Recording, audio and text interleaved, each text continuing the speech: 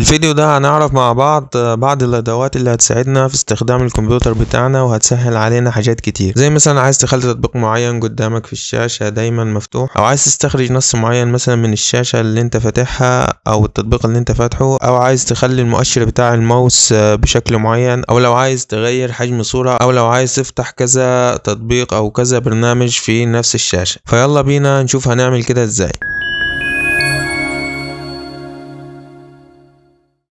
بسم الله الرحمن الرحيم، والصلاة والسلام على أشرف المرسلين سيدنا محمد. أول حاجة هننزل الأداة اللي هتساعدنا في الحاجات اللي احنا هنعملها دي، وهي أداة باور تويز. هسيب لك رابط الموقع ده في الوصف أسفل الفيديو. هتيجي هنا هتضغط انستول باور تويز،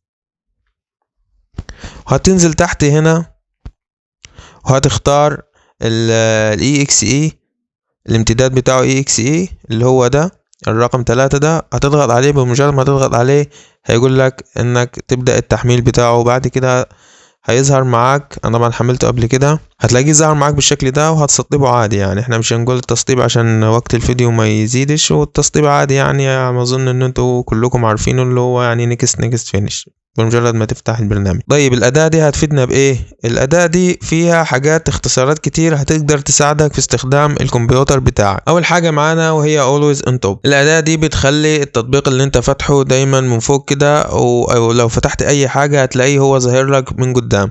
زي مثلا وبيقول لك الاختصار بتاعته هنا مفتاح الويندوز، بعد كده كنترول، بعد كده تي. لو أنا ضغطت على كنترول ويندوز وكنترول وتي هيظهر معايا البرنامج ده من فوق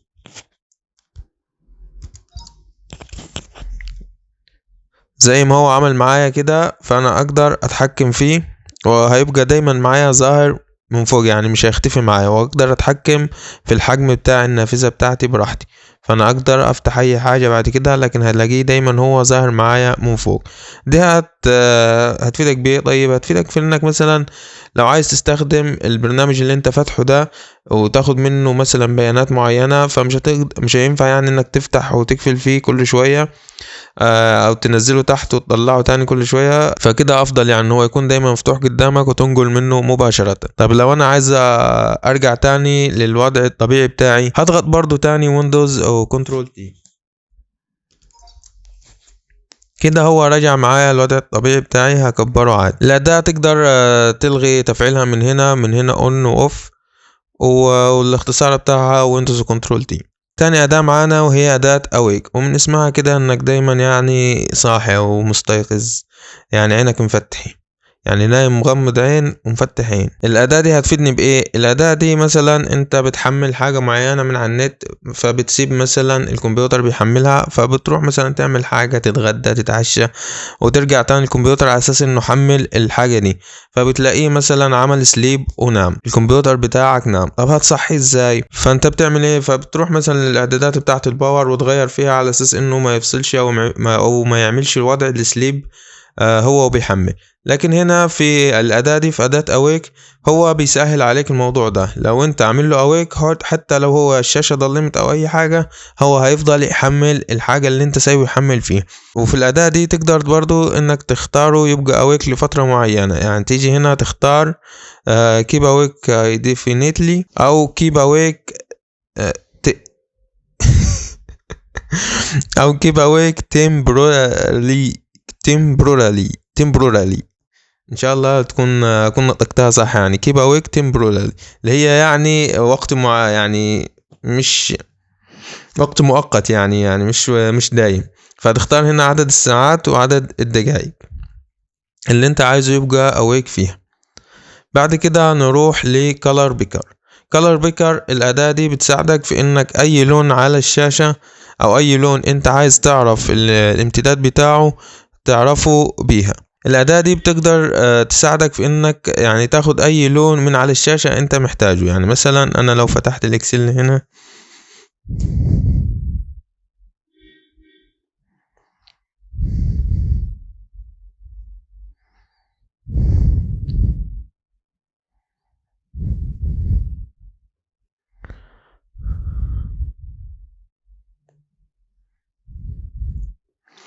انا مثلا لو عايز استخدم اللون اللي ظاهر معايا ده، اللي هنا اللون الازرق ده او السماوي ده شويه، لو عايز استخدمه الون بيه خانه معينه في الاكسل اللي هنا معايا، هضغط هنا زي ما هو جاي لي هنا الاختصاره بتاعت الاداه اللي هي ويندوز شيفت سي.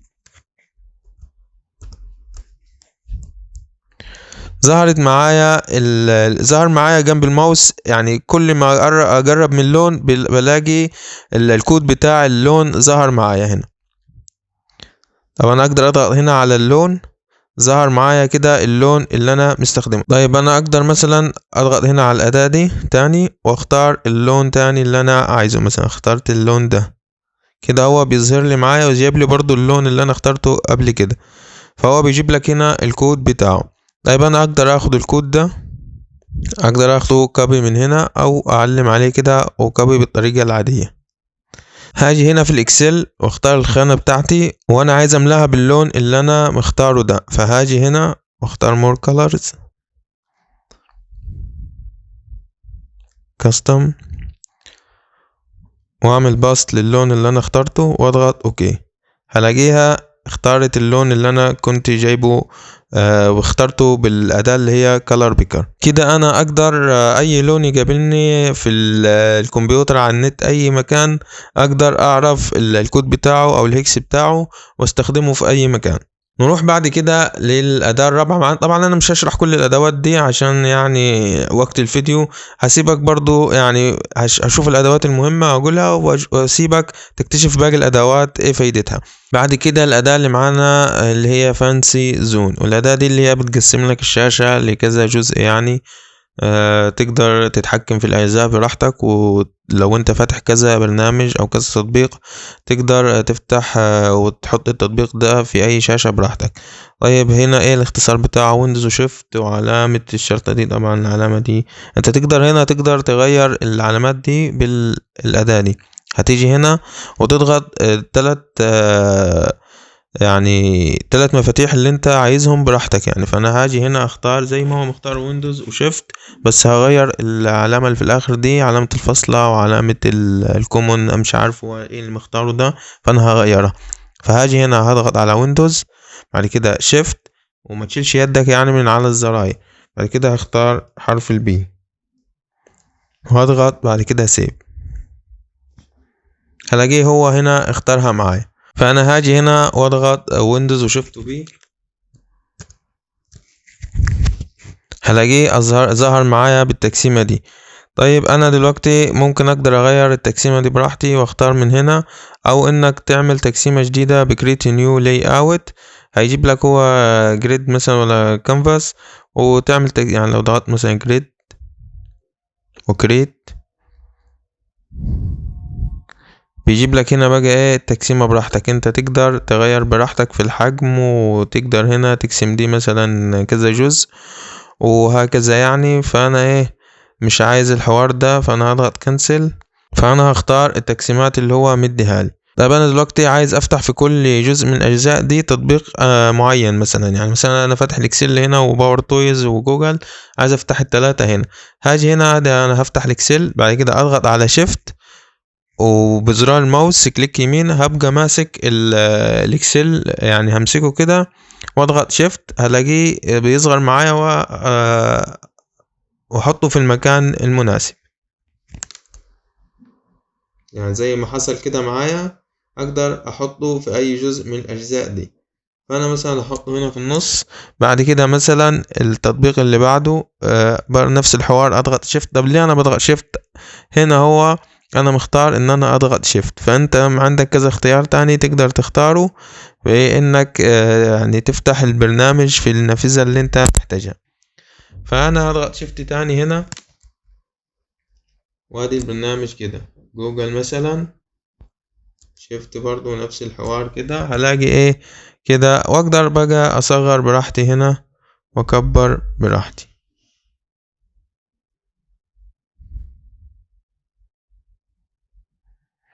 يبقى انا كده فتحت اديني 3 تطبيقات، الاكسل والباورتويز والجوجل في نفس الشاشة، واقدر اتنقل ما بينهم براحتي قدامي يعني. طيب انا هرجع تاني اضغط هنا واقفل التقسيمات دي، بعد كده انا هشرح اداة واحدة تانية، اداة مهمة انا شايفها مهمة. بعد كده الادوات التانية دي هنمر عليها على السريع كده. في عندك ايمج ريسايزر هنا، ده بيغير لك حجم الصورة. تقدر تختار الحجم هنا براحتك، انت لو عايز تحدد حجم معين. طالما هنا مفعل الاداة هتروح على الصورة وهتضغط كليك يمين، هيقول لك ريسايز بيكتشر، وتختار الحجم اللي انت عايزه براحتك من هنا. سمول هو جايب لك طبعا كذا حجم. بعد كده في كيبورد مانجر، برضو ماوس يوتيليتيز. ماوس يوتيليتيز بقى انك الماوس يظهر معاك بشكل معين، المؤشر بتاع الماوس تقدر تختار، ومن هنا هسيبك بقى تكتشفها براحتك دي، وهي والكيبورد مانجر. هروح بعد والباور نيم والباور تويز ران. بعد كده هروح للاداه اللي انا شايفها مهمه، هي تكست اكستراكتور. وبرده شورت كات جايد دي، شورت كات جايد دي اللي هي بتجيب لك كل الاختصارات عندك، المفاتيح يعني. لو ضغطت على ويندوز وشيفت وداش هتجيب لك الاختصارات اللي عندك في الويندوز. بعد كده هروح للتكست اكستراكتور.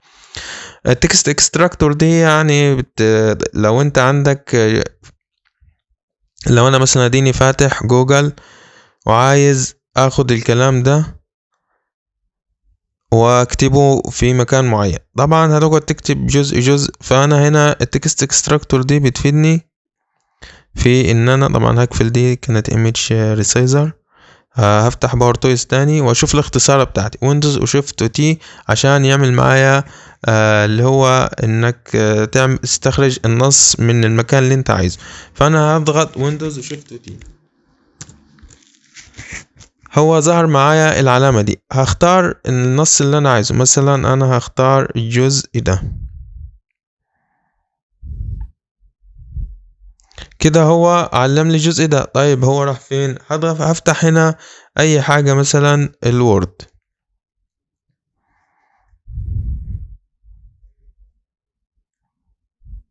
بمجرد ما هضغط كنترول في هلاقي الجزء اللي انا علمت عليه ده هنا ظهر معايا هنا في الوورد. طبعا اداة يعني بصراحة انا شايفها مفيدة جدا واداة جميلة جدا. الاداة دي اللي هي تكست اكستراكتور يعني تقريبا اهم اداة في الادوات اللي احنا قلناها او في الادوات اللي ما قلناهاش، فتقدر تستفيد بيها جدا يعني اداة تكست اكستراكتور.